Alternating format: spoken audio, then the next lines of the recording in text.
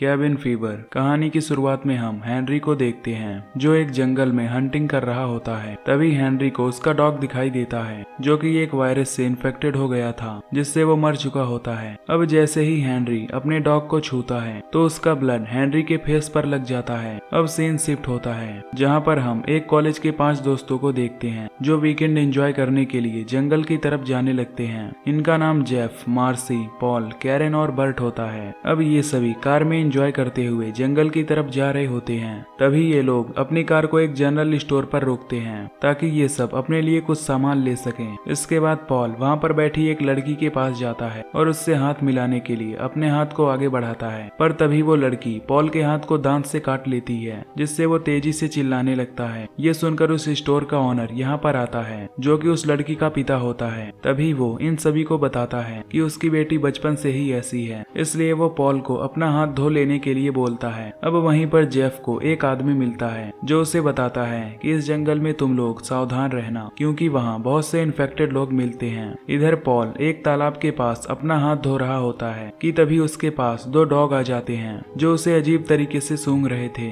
लेकिन ये सब इग्नोर करके पॉल वहाँ से चला जाता है। अब ये सभी लोग उस स्टोर से अपना सामान खरीद लेते हैं जिसके बाद जेफ उन्हें पेमेंट करता है और ये सभी लोग यहाँ से जंगल की तरफ जाने लगते हैं। इसके बाद ये लोग जंगल से होते हुए उस केबिन के पास पहुंच जाते हैं जिसके बाद सभी लोग अपना सामान लेकर केबिन के अंदर जाते हैं जहां पर जेफ और मर्सी इंटीमेट होने लगते हैं। इधर बर्ट हंटिंग करने के लिए जंगल की तरफ निकल पड़ता है और उसके पास एक गन भी होती है। उधर पॉल और कैरन भी जंगल की तरफ एंजॉय करने के लिए निकल पड़ते हैं जहाँ पर कैरन पॉल की कुछ फोटो भी क्लिक करती है। आगे जाने पर इन्हें एक तालाब दिखाई देता है जिसके बाद ये दोनों तालाब के बीच पर जाकर एंजॉय करने लगते हैं और तभी पॉल कैरन को किस भी करने लगता है जिसके बाद कैरन नहाने के लिए उस तालाब में कूद जाती है। इधर हम बर्ट को हंटिंग करते हुए देखते हैं। तभी बर्ट को जंगल में किसी गिलहरी के होने का शक होता है जिसे वो शूट कर देता है, लेकिन वो गिलहरी नहीं बल्कि एक इंसान होता है जिसका नाम हेनरी होता है जिसे हमने मूवी की शुरुआत में देखा था।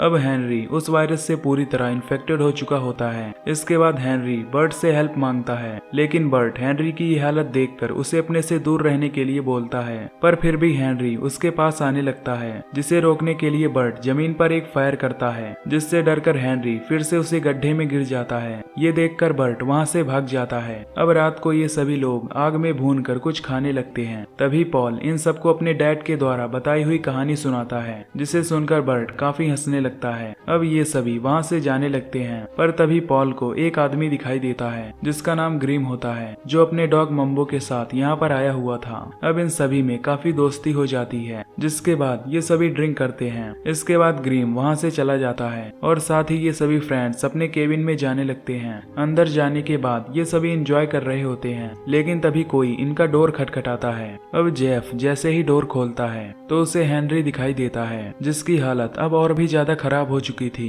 तभी वो इन सभी से हेल्प मांगता है, लेकिन हेनरी जैसे ही बर्ट को देखता है वो इससे पहले कि बर्ट के बारे में कुछ कहता तभी बर्ट डोर को लॉक कर देता है, जिस पर उसके सभी फ्रेंड कहते हैं कि हमें उसकी हेल्प करनी चाहिए, लेकिन बर्ट उन्हें ऐसा करने से मना कर देता है। अब ये सभी विंडो से देखते हैं कि हेनरी उनकी कार लेकर वहाँ से जाने वाला होता है। ये देखकर सभी अपने हथियार लेकर उसके पास उसे रोकने के लिए जाते हैं। अब ये लोग उसे कार से उतारने की कोशिश करते हैं, लेकिन हेनरी कार से नीचे नहीं उतरता। तभी हेनरी इनकी कार पर खून की उल्टी कर देता है जिसे देखकर ये लोग काफी गुस्सा हो जाते हैं और उस पर रॉड से हमला करने लगते हैं। जिसके बाद हेनरी कार से नीचे उतर जाता है और इन दोनों लड़कियों के पास आने लगता है। तभी मर्सी उस पर गैस छिड़क देती है। अब पॉल आग लेकर उसे आगे बढ़ने से रोक रहा होता है, पर तभी वो आग उसके कपड़ों पर लग जाती है जिसकी वजह से उसका पूरा शरीर जलने लगता है और वो जंगल की तरफ भागने लगता है। जिसके बाद ये सभी अपने केबिन में आकर आराम करने लगते हैं। अब अगले दिन सुबह ये सब देखते हैं कि इनकी कार पर पूरी तरह से खून लगा हुआ होता है और वो कार पूरी तरह से खराब हो चुकी होती है। खैर अब हम हेनरी की बॉडी को उस तालाब में देखते हैं जो कि मर चुका होता है, लेकिन तभी हम देखते हैं कि इसी तालाब का पानी इनके केबिन में लगे टोटी में जा रहा होता है जिसे पॉल कैरन को पिला देता है। इधर हम जेफ और बर्ट को देखते हैं जो कार की रिपेयरिंग के लिए एक मैकेनिक को ढूंढ रहे होते हैं। आगे जाने पर इन्हें एक लेडी दिखाई देती है जो किसी जानवर को काट रही होती है। ये देखकर जेफ उससे बताता है कि मेरी कार खराब हो चुकी है, इसलिए मुझे हेल्प के लिए एक मैकेनिक की जरूरत है। अब वो लेडी इन सबको अपने घर के अंदर बुलाती है, जहाँ पर पॉल देखता है कि वहीं पर हेनरी की फोटो रखी हुई है। इनके पूछने पर वो लेडी कहती है कि हेनरी उसका कजिन है। अब जैसे ही इन्हें पता चलता है कि ये लेडी हेनरी की सिस्टर है, तो ये लोग यहाँ से वापस लौट जाते हैं। इधर इनके केबिन के पास एक पुलिस ऑफिसर आता है जो इनका दरवाजा खटखटाने लगता है। फिर पॉल डोर ओपन करता है और उस ऑफिसर को यहाँ पर हुई सभी घटना के बारे में सब कुछ बता देता है, जिसे सुनकर ऑफिसर पॉल की रिपोर्ट लिख लेता है और उसे बताता है कि हम जल्द ही इसकी इन्वेस्टिगेशन करेंगे। अब पॉल ऑफिसर को अपनी कार दिखाता है, जिसके बाद वो ऑफिसर यहाँ से चला जाता है। अगले सीन में पॉल और जेफ कार को साफ करने लगते हैं। इसी बीच पॉल की नजर एक डॉग पर पड़ती है जो इनकी तरफ आ रहा होता है, जिसे देखकर ये दोनों डर जाते हैं। पर तभी मर्सी हवा में फायर कर उस डॉग को डरा देती है, जिससे वो डॉग वहाँ से चला जाता है। इसके बाद हम पॉल को देखते हैं जो कैरन के पास आता है और उसे पीने के लिए पानी देता है, जिसके बाद दोनों रेस्ट करने लगते हैं। तभी पॉल कैरन के साथ रोमांस करने लगता है। अब जैसे ही पॉल कैरन के पैर के पास हाथ ले जाता है तो उसके हाथ में खून लग जाता है, जिससे वो समझ जाता है कि कैरन भी इस वायरस से इन्फेक्टेड है। ये देखकर वो तेजी से चिल्लाता है। तभी वहाँ पर उसके बाकी के फ्रेंड्स भी आ जाते हैं जो देखते हैं कि कैरन के कमर से ब्लीडिंग हो रहा होता है। दरअसल कैरन ने उस तालाब के पानी को पिया होता है, क्योंकि उस तालाब में हेनरी के डेड बॉडी का इन्फेक्शन हो चुका था।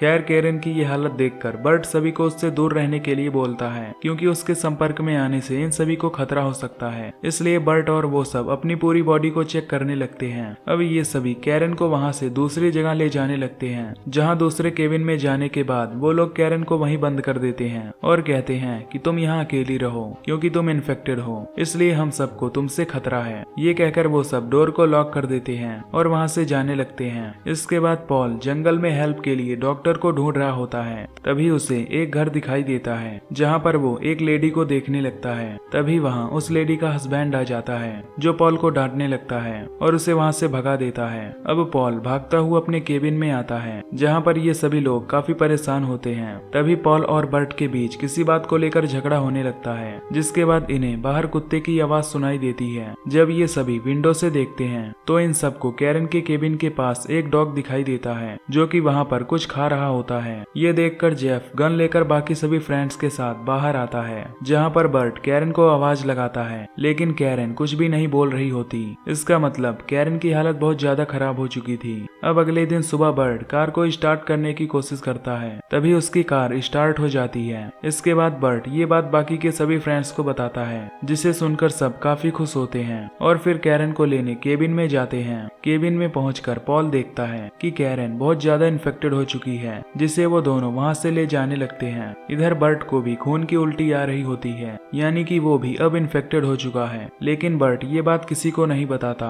खैर अब जैसे ही ये लोग कैरन को कार में बैठाते हैं तो तुरंत ही वो खून की उल्टी कर देती है, जो कार के शीशे पर लग जाता है। ये देखकर जेफ उनसे कहता है कि अब कार इन्फेक्टेड हो गई है, इसलिए हम इससे नहीं जा सकते। इस पर बर्ट गुस्सा होकर कार लेकर यहाँ से चला जाता है। इसके बाद जेफ बहुत से ड्रिंक की बोतल लेकर जंगल की तरफ जाने लगता है। इस पर मर्सी उसे मना भी करती है, लेकिन वो मर्सी की एक नहीं सुनता और जंगल की तरफ चला जाता है। अब पॉल और मर्सी कैरन की बॉडी को फिर से उस केबिन में ले जाकर बंद कर देते हैं। इसके बाद अंदर आने पर मर्सी काफी ज्यादा परेशान थी, क्योंकि उसकी फ्रेंड कैरन इन्फेक्टेड हो चुकी थी। इस पर पॉल उसे समझाता है, जिसके बाद दोनों इंटीमेट होने लगते हैं। इधर बर्ट उस स्टोर में पहुंचता है और उस ऑनर से हेल्प मांगता है। अब ऑनर के पूछने पर वो बताता है कि मेरे फ्रेंड को फीवर हो गया है, इसलिए मुझे डॉक्टर की जरूरत है। अब जैसे ही वो ऑनर रूम के अंदर जाता है तो उसकी बेटी बर्ट को देखकर अजीब सी हरकतें करने लगती है, जिसके बाद वो बर्ट की उंगली को काट लेती है। ये सब देखकर स्टोर का ओनर काफी गुस्सा होता है और उससे वहां से जाने के लिए बोलता है, क्योंकि उन्हें पता चल जाता है कि ये लोग भी इस वायरस से इन्फेक्टेड हैं। इसलिए इन सभी को मारने के लिए वो लोग बर्ट का पीछा करते हैं। इधर हम मर्सी को देखते हैं जो बाथटब में बैठकर रो रही होती है, क्योंकि अब वो भी इन्फेक्टेड हो चुकी है। खैर अब बर्ट की गाड़ी जंगल में खराब हो जाती है, इसलिए वो पैदल ही जंगल की तरफ भागने लगता है। आगे जाने पर बर्ट पेड़ पर कुछ खून लगा देता है, जिसे देख वो लोग गलत दिशा की तरफ चले जाते हैं। इधर मर्सी जैसे ही अपने केबिन से बाहर आती है तो तभी उस पर एक कुत्ता हमला कर देता होता है, जिसे देख वो तेजी से भागने लगती है, लेकिन कुछ दूर जाने के बाद वो कुत्ता उसे मारकर खा लेता है। अब चीख की आवाज सुनकर पॉल जैसे ही उसके पास आता है तो वो देखता है कि कुत्ता कैरन की भी बॉडी को खा रहा होता है। ये देखकर पॉल वहाँ से भागने लगता है, लेकिन तभी वो कुत्ता पॉल का भी पीछा करने लगता है, लेकिन आगे जाने पर पॉल उस कुत्ते को शूट कर देता है, जिससे वो बच जाता है। अब अगले दिन सुबह पॉल कैरन के पास जाता है, जहाँ पर वो देखता है कि कैरन की बॉडी पूरी तरह खराब हो चुकी होती है। ये देखकर पॉल उसके बॉडी को काटकर मार देता है, लेकिन तभी कुछ ब्लड पॉल के फेस पर भी लग जाता है। खैर अब जैसे ही पॉल अपना सामान लेकर बाहर जाने लगता है तो उसे बर्ट दिखाई देता है, जो अब इन्फेक्टेड हो चुका होता है। ये देखकर पॉल उसे केबिन के अंदर ले जाता है। इधर स्टोर का ओनर अपने 2 साथियों के साथ इनके केबिन पर पहुंचता है। उनमें से एक आदमी जब डोर को ओपन करता है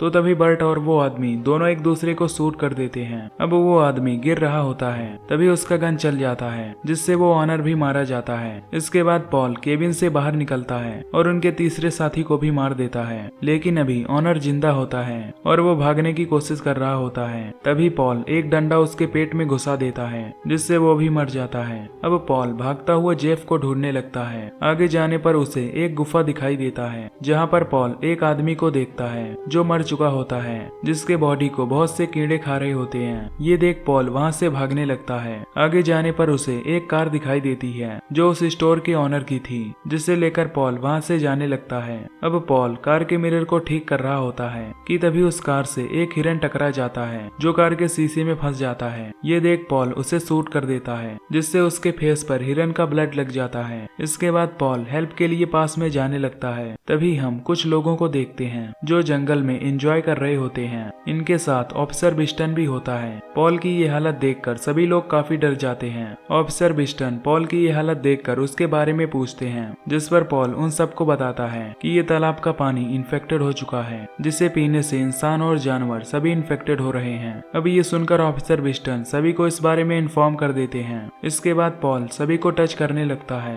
और उनके ऊपर खून की उल्टी भी करने लगता है, जिसके बाद वो लोग भी इन्फेक्टेड होने लगते हैं। अब ये देखकर बाकी के सभी लोग अपनी कार लेकर यहाँ से जाने लगते हैं। अब पॉल हेल्प के लिए सड़क पर सभी गाड़ियों को रोकने लगता है, लेकिन उसकी ये हालत देखकर कोई भी अपनी गाड़ी नहीं रोकता, जिसके बाद पॉल बेहोश होकर वहीं पर गिर जाता है। तभी वहाँ पर एक ट्रक रुकती है जो पॉल को पास में मौजूद हॉस्पिटल के बाहर छोड़ देता है। अब पॉल को होश आने पर वो देखता है कि कुछ नर्स उसे वहाँ से ले जा रही होती हैं, लेकिन अब पॉल इन्फेक्टेड हो चुका था, इसलिए उसका माइंड सही वर्क नहीं कर रहा होता।